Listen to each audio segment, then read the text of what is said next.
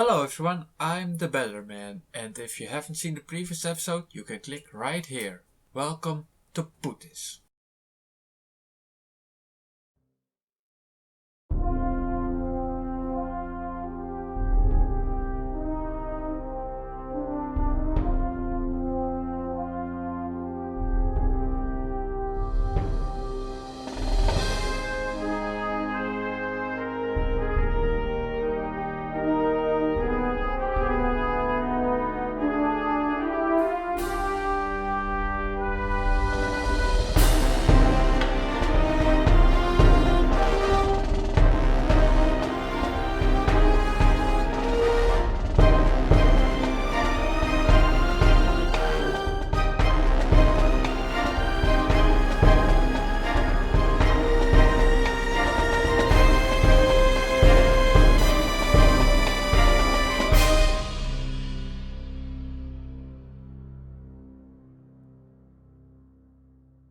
This story begins at Mr. Transform's home. Faz was sitting in his bed thinking about what happened earlier.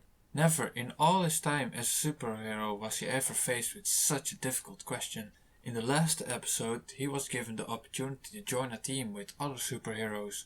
Before that meeting, he was convinced he was the only person with superpowers. It felt great to know that he wasn't the only one going through these things every day. However, he wasn't sure if he could trust the leader, Atoman. What he said sounded surreal, but it wasn't anything weirder than the fact that room was filled with other people with superpowers.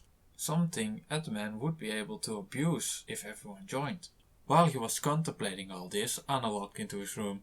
"What did that Atto guy do to you?" she said. "You've barely said anything since you came back."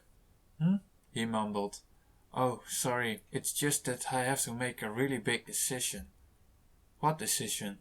"To help him take down a really powerful supervillain who's going to attack Tiles."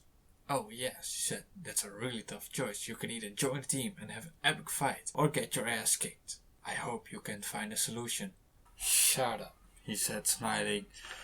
"It's a lot more complicated. I'm not sure if I can trust him." "Well, that is something you'll have to think about later. You should get your ass out of bed. A lot of mysterious kidnappings have been taking place, and you should check them out." He jumped out of bed and said, "You're right, I should go outside and focus on something else for a while."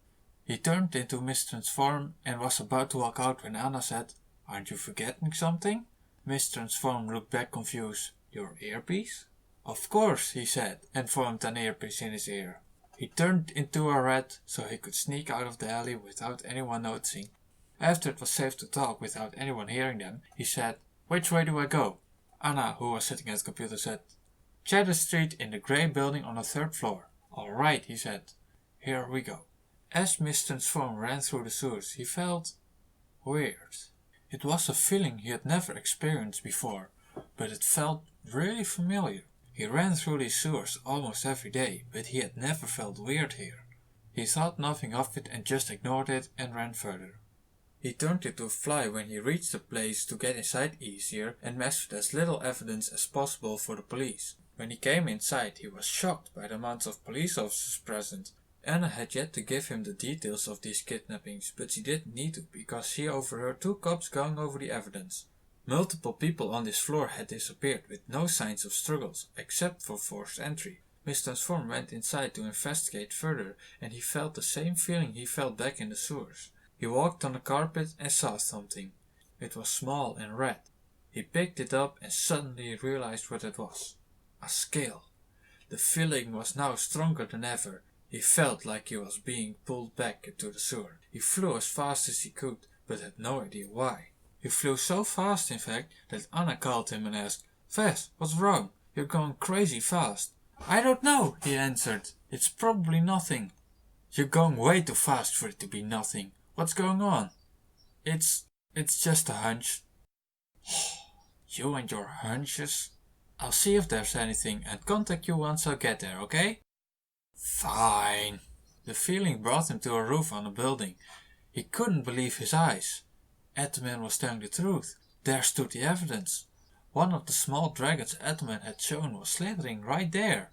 It seemed to be looking for someone. It glided from roof to roof, so Mr. Transform decided to follow it and see what it was up to. when suddenly it jumped down and Mr. Swarm heard a scream. The dragon was holding its sword up while standing over the woman. When it was about to strike her, Mr. Swarm jumped in with its arms as blades. It was very skilled with its sword. It was obviously trained well.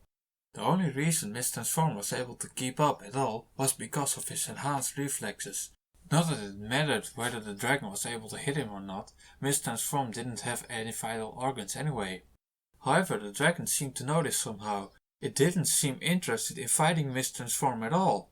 It seemed only interested in the woman laying on the floor. "Get out of here!" Mr. Swarm yelled at the woman. While the woman was trying to get up, the dragon seemed to be getting more desperate, until finally it got a hit on Mr. Swarm, knocking him into a wall.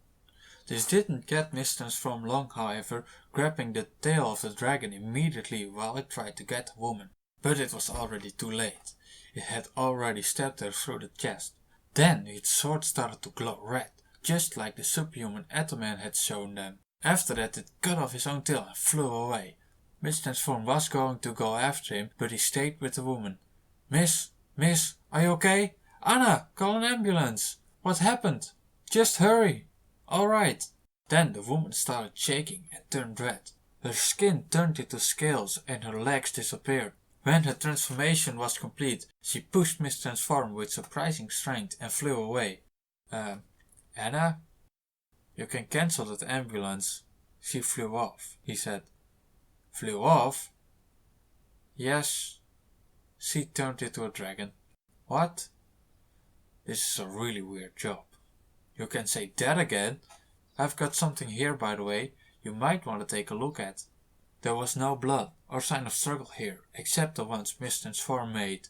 He knew this had to be connected to the disappearances at the apartments he had been before, so he turned into a bird and took off to go back to the apartments for more clues. Faz, that thing you brought home yesterday is buzzing, Anna said. I think someone's trying to call me on it, Mr. Swarm said. Could you direct him to me? Sure, she replied, typing on the computer. Hi, Mr. Swarm, he heard. This is Water Woman. I'm not sure whether or not I should join the team Atoman was talking about.